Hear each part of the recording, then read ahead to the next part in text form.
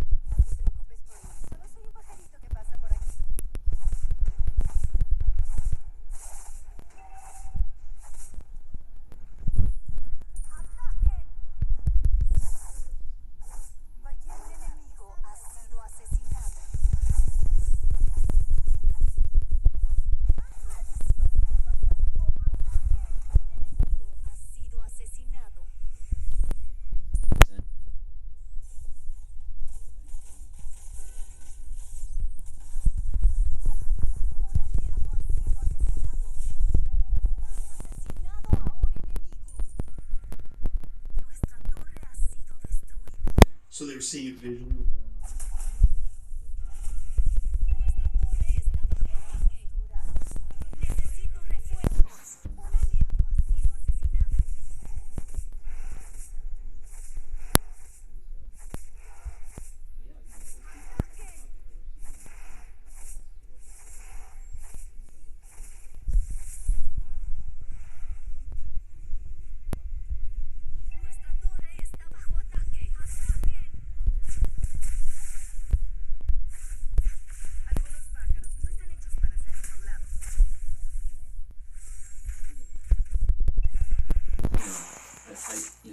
However small ribbon of tinfoil, right? Like that suck down the engine and still take out the aircraft, right? So that can be very respectful. Like a Mylar balloon type thing? Potentially, right? Yeah.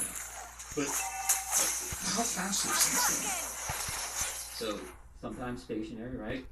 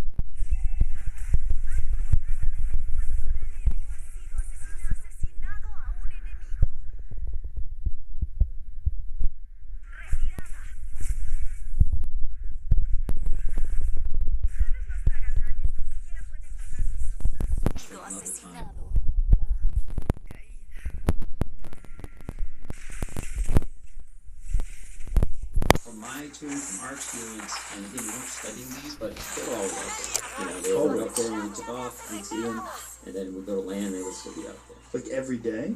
Every day. Every day. Every day. So you guys go from not having any idea that these things are out there to an upgraded radar system, to seeing them every day. Yeah.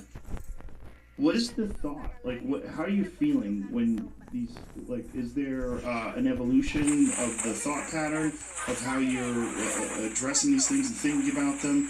Initially, you're thinking they're errors. When do you start getting a thought that, like, what the fuck is this? So that happens when you visualize.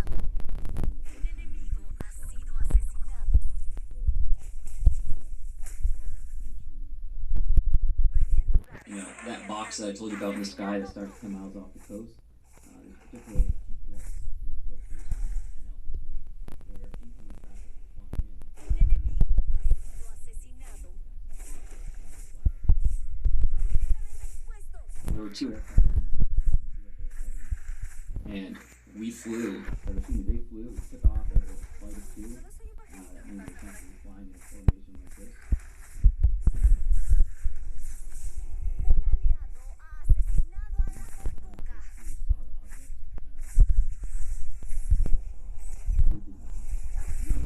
Because they're usually very focused on the aircraft. We really has actual leeway to look around, and so he saw it, and you know, he immediately came back. I have to assume he didn't have it on his radar because he knew about going through this object at the entrance point. He turned around, flew back, landed, and I was in the ready room when he'd come back, and you know, he had all his gear on, which typically is not a good thing. Because you want to get that stuff off as fast as possible. So usually means, you know, there's a problem of some nature. And, you know, he was just sitting there saying, hey, you know, I was hitting things. And we all knew what he was referring to, even though we didn't necessarily have a name for it, just because we were seeing it so much.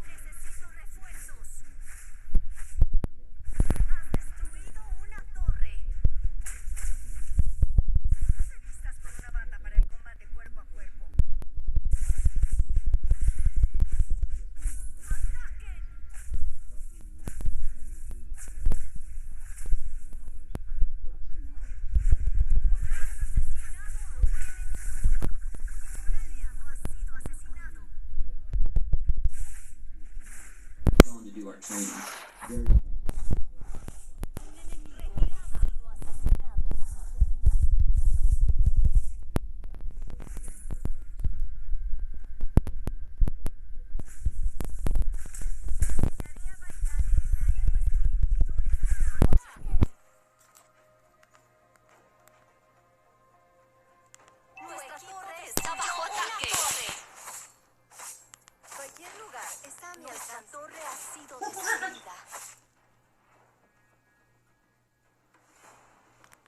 Bar controlled airspace.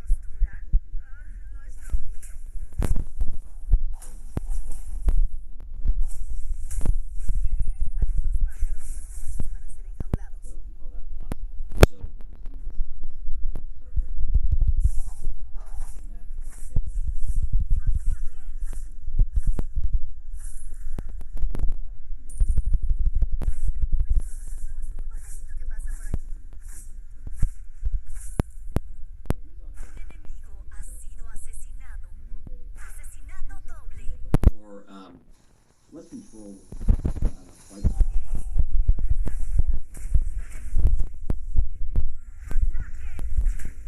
As you can imagine, flight hazard.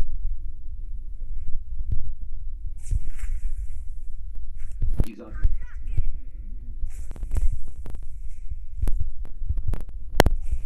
Tu equipo destruyó una torre. Moving in that general direction, both three-dimensional. Tu equipo destruyó una torre. Tu equipo destruyó una torre. Un enemigo ha sido asesinado.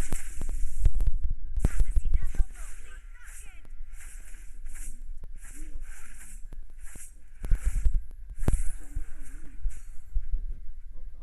sido asesinado.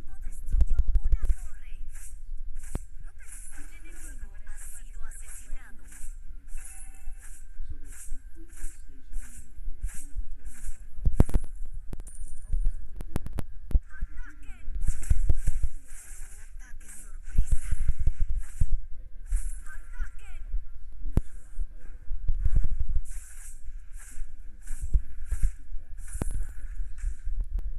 Lucharé a tu lado. Un enemigo ha sido asesinado. Ataquen.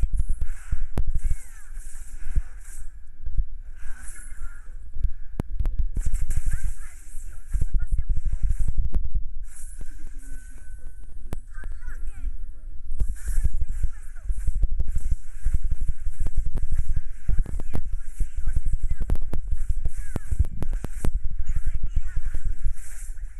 First time you see these things. ¡Racha de asesinatos! Un aliado ha Not a asesinado a UFO or Lord. something mysterious at this point. It's what we're thinking it's going to be on the radar. Which is, well, our radar is broken, right? These perhaps don't represent physical objects yet. We hadn't, Con la gloria de la visually familia. seen these or seen them on the camera yet. And so, you know,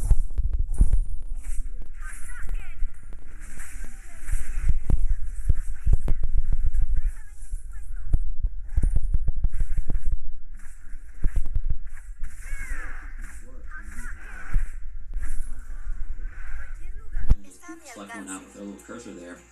All our sensors go to it. Our crew goes to that same system. ¡Ataquen! What weapons? They have ¡Imparable! like their own little eyes in some sense.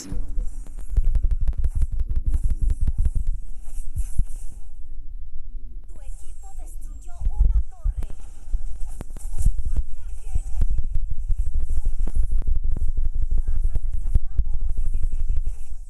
Seeing it visually with their own eyes. Not this point, just on the FLIR system. The FLIR system. And so it's a regular camera and also an infrared camera. And so typically we'll roll around in infrared just because it returns a better image, typically. So yeah, you know, it didn't look like an object they were seeing on the FLIR. It just looked like a source of IR energy in a sense, almost as if someone was shining a flashlight. But something had to be there to be reflecting that energy or creating it. So at this point, to answer your question, now we're like, okay, this isn't just an error in our radar. This is perhaps, you know, we're thinking this is real. We have to really respect this as like a safety hazard now. Even if it's just a small, you know, however small ribbon of tinfoil, right? Like that suck down the engine can still take out an aircraft, right? So we have to be very respectful of It's like that. a mylar balloon type thing. Potentially, right? Yeah. Yeah. But how fast are these things going? So sometimes stationary, right? Sometimes they would be going around 0.6 to 0.8 Mach, which is at altitude about, you know, 240 to maybe 330 knots, you know, around there. So somewhere in the range of an airplane. Yeah, a fighter aircraft would be kind of flying around at those airspeeds, except sometimes they would be perfectly stationary as well. Right. So it's not exhibiting any sort of patterns that you've recognized in the past. No, they have actually. So But although with the stationary, no, right? correct with the stationary, no.